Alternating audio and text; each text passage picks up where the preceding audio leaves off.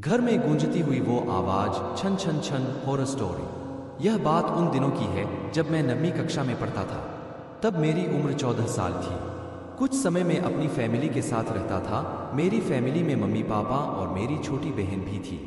मेरे पापा गवर्नमेंट की नौकरी करते थे, इसलिए हमें सरकारी क्वार्टर्स में रहना पड़ता था। जब मेरे पापा का प्रमोशन हुआ था तब हमने उस कॉलोनी में एक बड़ा सा फ्लैट ले लिया। उसके बाद हम नए फ्लैट में शिफ्ट हो गए। मैं बहुत ही खुश था क्योंकि मैं सोच रहा था कि मैं अपना एक अलग से कमरा लूंगा।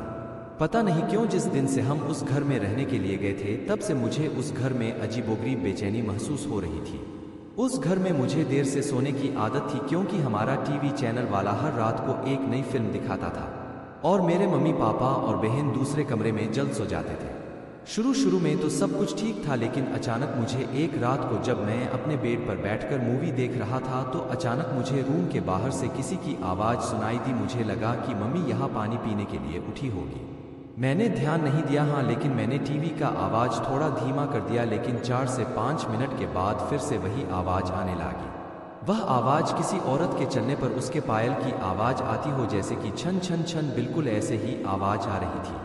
मैंने टीवी का आवाज़ बिल्कुल बंद कर दिया, लेकिन बाहर से वही आवाज़ आ रही थी, छन छन छन। यह आवाज़ सुनकर मेरा शरीर कांपने लगा और मेरे रोंगटे भी खड़े हो गए। आवाज़ लगातार आ रही थी और 4 से 5 सेकंड के लिए सुनाई देती थी, उसके बाद बंद हो जाती थी। बाद में 3 से 4 मिनट के बाद फिर से छन छन छन, जैसे कि कोई भारी पायल पहनकर चल रही हो। मेरा दिल जोर जोर से धड़कने लगा है। ऐसा लग रहा था कि अभी मेरा हृदय छाती में से बाहर निकाल कर मुंह में आ जाएगा। पता ही नहीं चल रहा था कि मैं क्या करूं। मैंने सोचा कि मैं अपने मम्मी पापा को भी उठाकर उनसे सारी बातें बता दूं। बाद में मैंने हिम्मत करके दरवाज़ा खोला तो अचानक वही आवाज़ सुनाई दी, छन छन छन। उस समय वही आवाज़ बिल्कुल मेरे सामने से आ रही थी। ऐसा लग रहा था कि कोई नई परिणीत स्त्री चलकर मेरे पास आ रही हो, लेकिन सिर्फ आवाज़ ही आ रही थी, सामने कोई भी नहीं दिख रहा था और आवाज़ भी बिल्कुल स्पष्ट सुनाई दे रही थी, छन छन छन। मैंने मम्मी पापा को जगा दिया और सारी सच्चाई उनको बता दी। मेरे पापा इस बात को मानने के लिए बिल्कुल तैयार नहीं थी, वैसे भी वह सब पूरी तरह नींद में थे।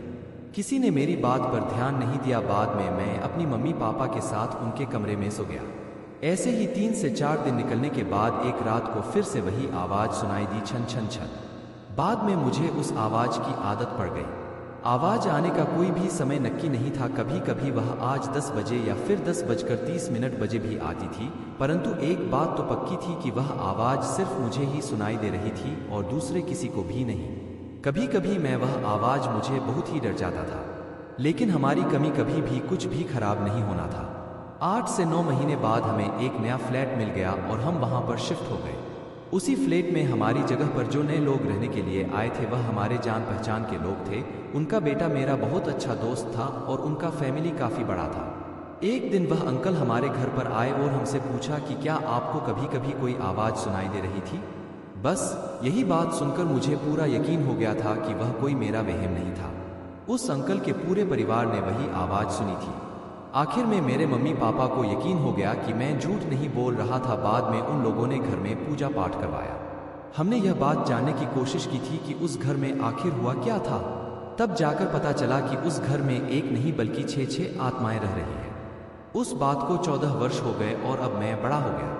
मुझे पता नहीं है कि क्या आज भी वही आवाज़ सुनाई दे रही है या नहीं, लेकिन आज भी मैं उस आवाज़ के बारे में सोचता हूँ तो मेरे मन में एक अजीब सा डर लगने लगता है। भगवान की कृपा है कि आज सब कुछ ठीक है।